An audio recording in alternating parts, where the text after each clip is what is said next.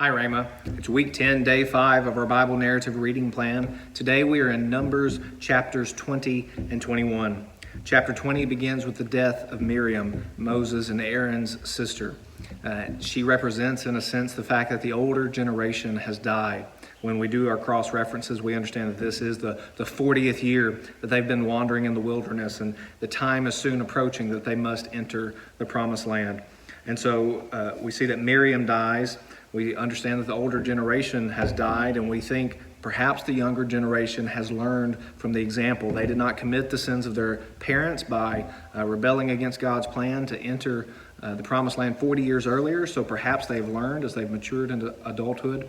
But the answer is no. We see them grumbling and complaining. They're doing the same thing that their parents did. They complain that there is no water, and they say foolishly, why did we not just die with the others when they died earlier? Why did you bring us out here to die? 40 years we've wandered, and now we are going to die too. So they doubt the goodness of God, but Moses and Aaron intercede for them, and God tells Moses to speak to a rock, and the rock will produce water. Now, don't miss what happens. Moses stands before the assembly, and we assume that in his frustration, after 40 years of seeing these people doubt the goodness of God, Moses disobeys. Moses doesn't just speak to the rock, he strikes the rock twice. And as he strikes the rock still produces water. It gives water to the congregation, and yet we see that Moses has not obeyed. But don't just miss that he didn't obey. There's more to it than that. Verse 12, the Lord said to Moses and Aaron, because you did not believe in me. Because you did not believe in me. Sometimes we just want to look at the story of Moses striking the rock and say, wow, he disobeyed one time and he didn't get to go into the promised land. But this disobedience shows that at least at this point in time, he didn't believe. He also doubted God's goodness, and because of that, he's not going to enter the promised land as well. Because you did not believe in me, to uphold me as holy in the eyes of the people of Israel. Therefore, you will not bring this assembly into the land that I have given them. And I just want to pause and ask you, are you holding up God in your own life, in your own eyes, as holy? It's a very serious matter to remember that God is indeed a holy God. The story continues, and we see that Moses and the people, they want to go through the land of Edom. Edom is the descendants of Esau, Jacob's brother. And so this is basically family. They're saying, look, you know our story. Will you let us pass through? We won't cause any problems, but it would save us a lot of time.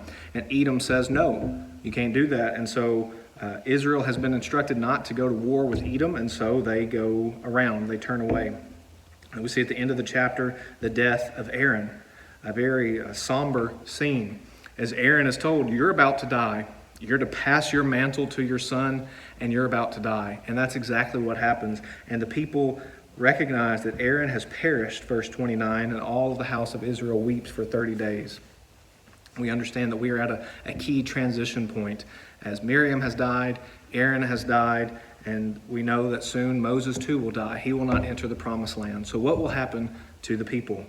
We'll notice there in chapter 21 an important passage that they set out by the way of the Red Sea. They're going to go around the land of Edom. Remember, the Red Sea, the same sea that they crossed 40 years earlier, they're still wandering in this same little pattern because of their disobedience. And the people again become impatient, and God strikes them. He sends serpents among them. But as Moses intercedes for them yet again, the Lord says, verse 8, make a fiery serpent and set it on a pole, and everyone who is bitten, when he sees it, shall live. So Moses made a bronze serpent and set it on a pole, and if a serpent bit anyone, he would look at the bronze serpent and live. It's just 2 verses telling us that, and the story goes on to something else. It's so easy to just run right past what's happening here, but don't miss how the New Testament reminds us what's going on here. The New Testament tells us that just as Christ would be lifted up, just as the serpent was lifted up in the wilderness, so would Christ be lifted up. And so anyone who looks to Christ will live. It's a very simple thing to do. It's not that you're being saved because of your acts. That you're not being saved because of your righteousness. You're looking to the one who is righteousness. You're looking to the only one who can save you, and that is Jesus Christ.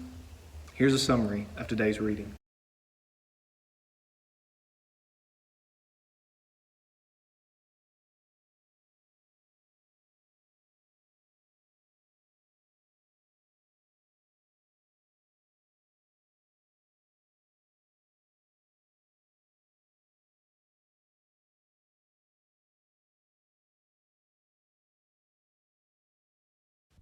For more information, go to tunemyheart.org.